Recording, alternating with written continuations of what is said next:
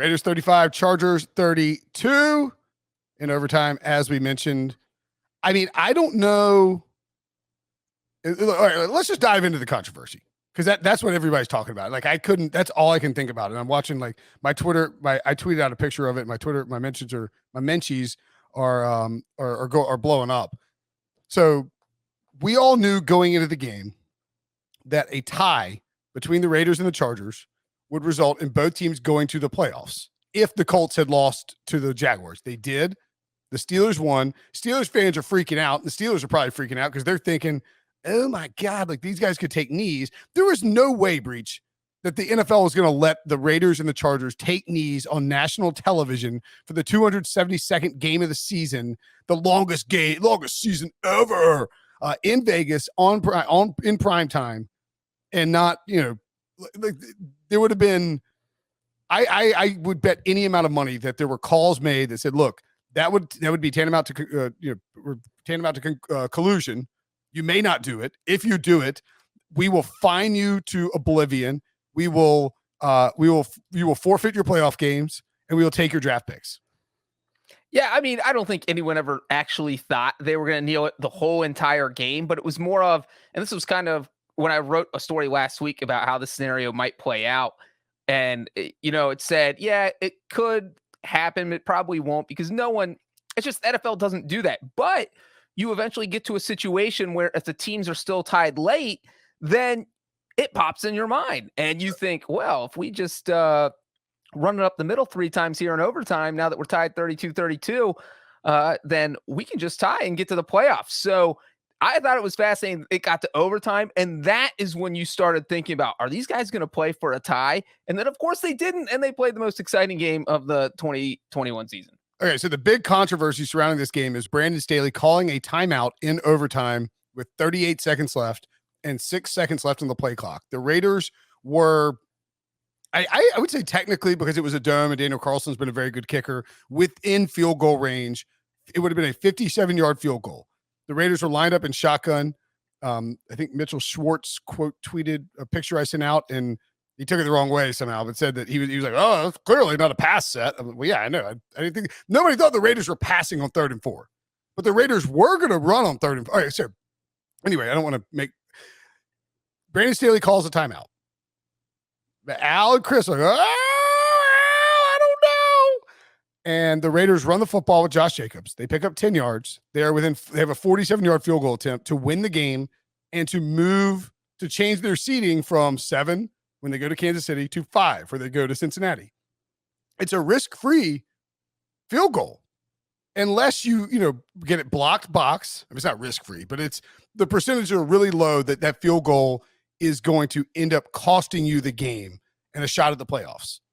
The upside is you can go from 7 to 5, which to me is a pretty massive difference. People are very mad that Brandon Staley called the timeout because they thought that the Raiders were going to take knees at some point. What did you think about Brandon Staley's decision to call the timeout, and what did you think the Raiders were planning to do in that spot? Well, I thought the Raiders were planning to run, and whether that was before or after the timeout, I thought they were going to run no matter what.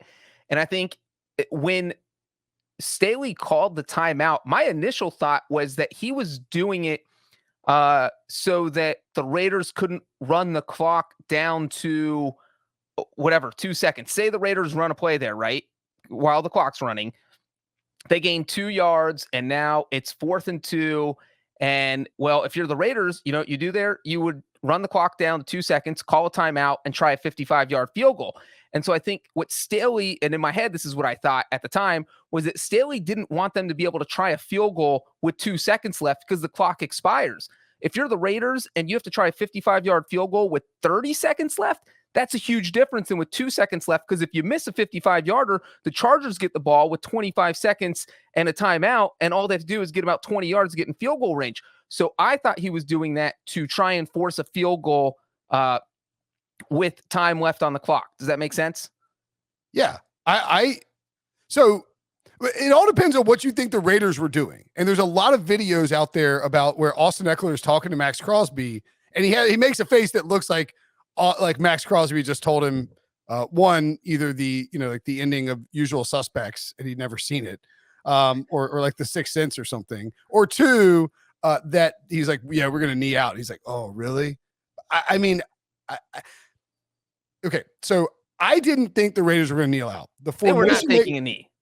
I mean, you don't take a knee from shotgun. Yeah. Like Derek Carr wasn't going to run back, take a knee, because then Brandon Staley's definitely calling a timeout.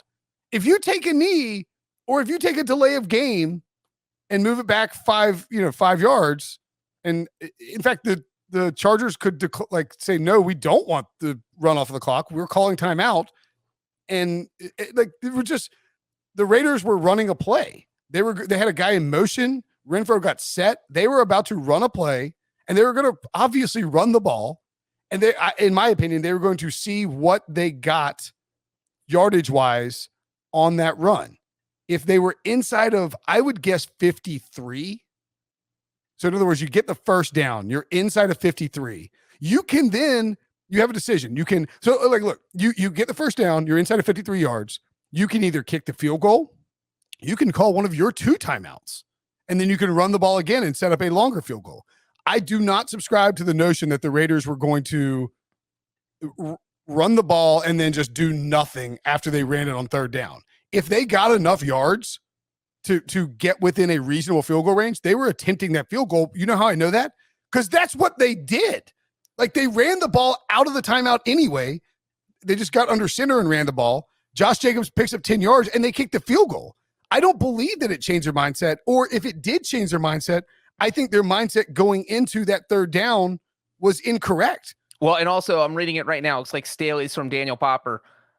Staley said that he called the timeout so he could get the right personnel on the field, which obviously makes sense also, because if you give up a first down there, the game, the Raiders are going to have a field goal attempt. It's exactly what happened. He wanted to make sure what happened didn't happen, but then it happened anyway. The Chargers timeout blew up in his face. They've been able to all year and didn't stop Josh Jacobs when they had 2 guys kind of near him to tackle him. If they tackle him for a loss on that play on third down and Brandon Staley elects not to call timeout, maybe the Raiders let it run. I don't know. It depends on where the ball was. I think you're right. They did not want to kick a 57-yard field goal. Certainly not with time on the clock, because then that sets up the Chargers to pretty easily get within range to get another field goal attempt. Sorry, I was turning on the audio to try to hear Derek Carr talk. But he said after the game, he was like, yeah, it changed our mindset completely. I just don't understand how it could have if you had a good plan in place. Like, if you were going to take knees, you should have been taking knee. You had an opportunity to do that and see what Brandon Staley does before third down. Like, you take a knee on third down and all of a sudden it's the Chargers ball. They're going to call timeout and make you punt it to them.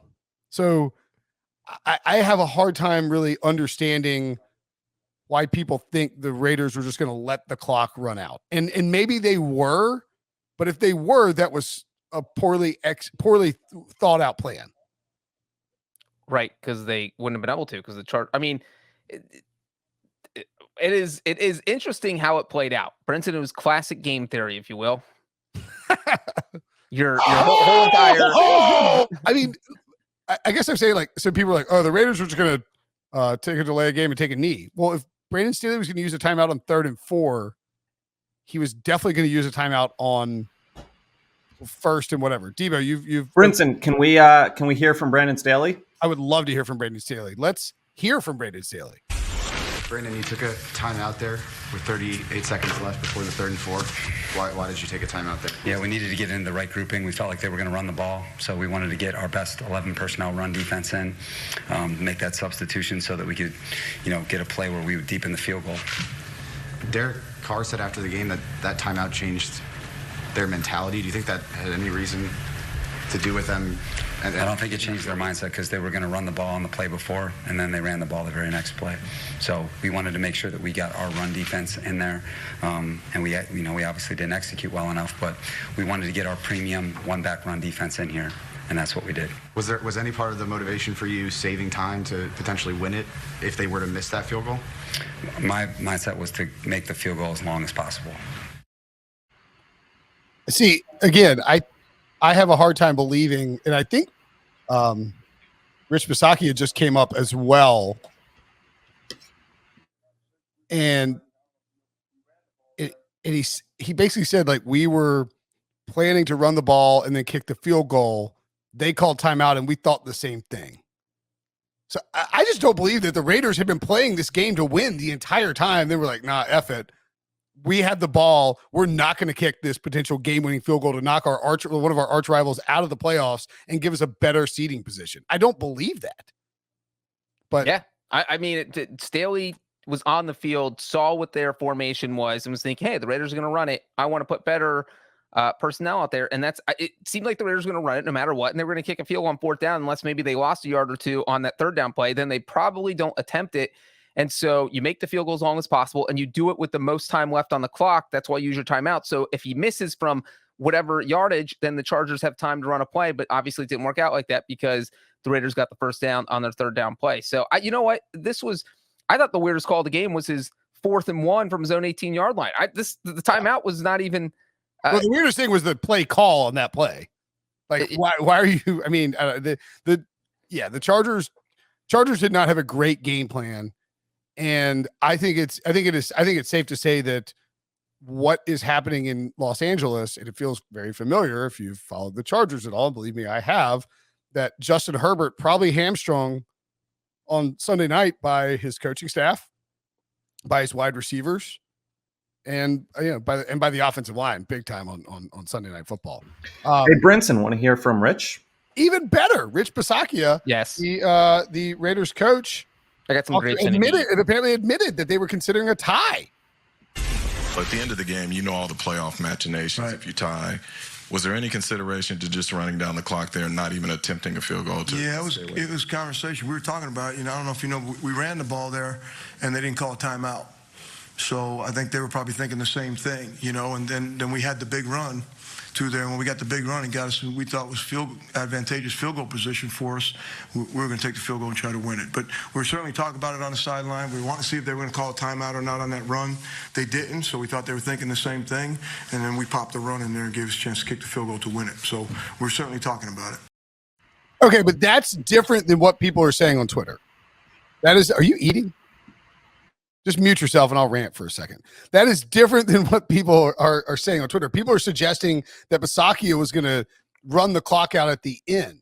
I think what he is saying is that they were not.